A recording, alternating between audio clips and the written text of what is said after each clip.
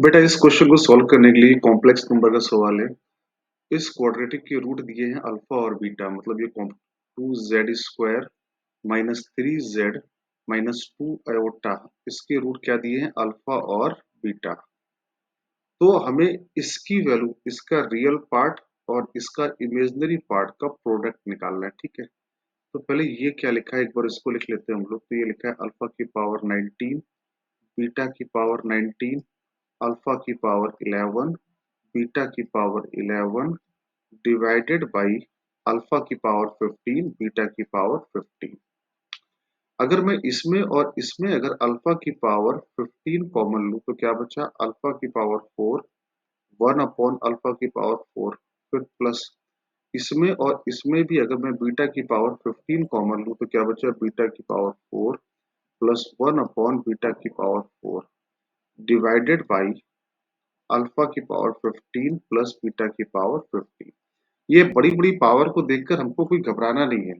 इस टाइप का सवाल आईआईटी एडवांस में पहले भी पूछा जा चुका है। सिमिलर कॉन्सेप्ट का सवाल 2020 एडवांस में भी आ चुका है, तो ठीक है ना। तो आपने खुद देखा कि बहुत सारे प्रीवियस एडवांस के सवालों में सेम कॉन्सेप्ट के साथ ये क्वेश्चन दोबारा यहाँ पे पूछे गए हैं।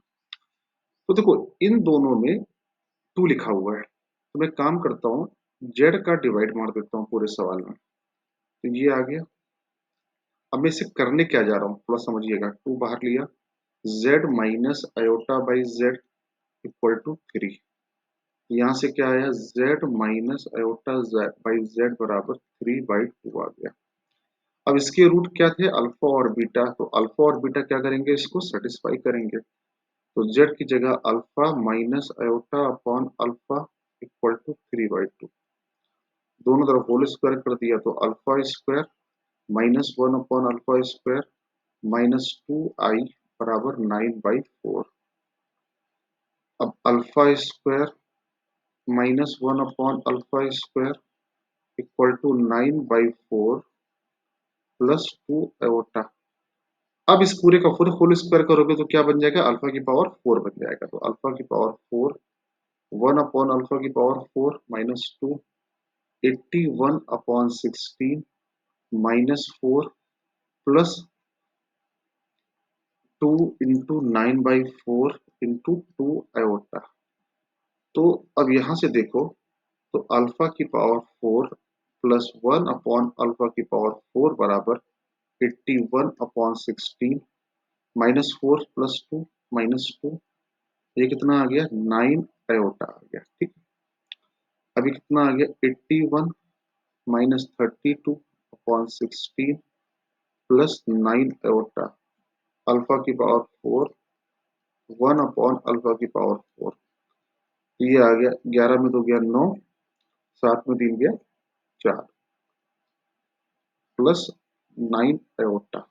ये आया अल्फा प्लस 1 अपॉन अल्फा की पावर 4। तो सिमिलरली अगर हमने यहाँ पे अल्फा की जगह यहाँ पे हमने बीटा रखा होता तो बीटा का भी यही सेम आंसर आता, बीटा की पावर 4, 1 अपॉन बीटा की पावर 4, यही सेम आंसर आता 49 upon 16 plus 9 iota. I hope आपको यहाँ तक अच्छे से बात समझ में आई होगी कि अगर हम ये कुछ क्वेश्चन को ऐसे भी करते हैं तो यहाँ पर ये सेम ही यहाँ पे रिजल्ट प्रोवाइड करता। ठीक है बच्चों, चलो अब क्या करना है हमको। अब अगर हम यहाँ पे देखें क्या क्या पार्ट बचा, जब ये वैल्यू आ चुकी है आपकी तो इसको उठा के हम लोग यहाँ पे रखते हैं। कहाँ, 49 अपॉन 16 प्लस 9 है होता, अगर हम देखें यहाँ पे रखते हैं तो ये इसकी वैल्यू और इसकी वैल्यू तो सेम आई है। तो ये पूरे में से कॉमन आ सकता है, अल्फा की पावर 4 प्लस 1 अपॉन अल्फा की पावर 4। क्यों, अरे भाई ये वैल्यू और ये वैल्यू तो सेम ही है। तो अंदर क्या बचा, अल्फा की पावर 15 प्लस बीटा की पावर 15 डिवाइडेड बाई अल्फा की पावर 15 प्लस बीटा की पावर 15। अब ये देखो कैंसिल हो गया, केवल बचा कितना, इतना बचा। तो जो ये बड़ा सा पार्ट दिया था इसको हमने सिंप्लीफाई किया तो ये आया 49 upon 16 plus 9 iota. I think यही आया था पीछे, 49 अपॉन 16 प्लस 9 आयोटा आ गया। मतलब इस पूरे पार्ट को अब इसका क्या लेना है, रियल पार्ट। तो इसका रियल पार्ट कितना है 49/16। अब इसका इमेजिनरी पार्ट कितना है 9, और बाहर किसका मल्टीप्लाई है 16 का मल्टीप्लाई है, 60 से 16 कैंसिल हो गया, 9 9 जा 81, 37 44, 441 इज द आंसर। इस क्वेश्चन का बेटा कॉन्सेप्ट अच्छे से समझ में आना चाहिए।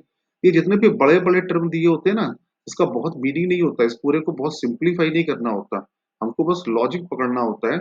हमने अपने दिए गए सवाल से अल्फा की पावर 4 और 1 अपॉन अल्फा की पावर 4 की वैल्यू निकाल ली, और उसके बाद जाके इस सवाल को सॉल्व कर लिया। आई थिंक सबको समझ में आया।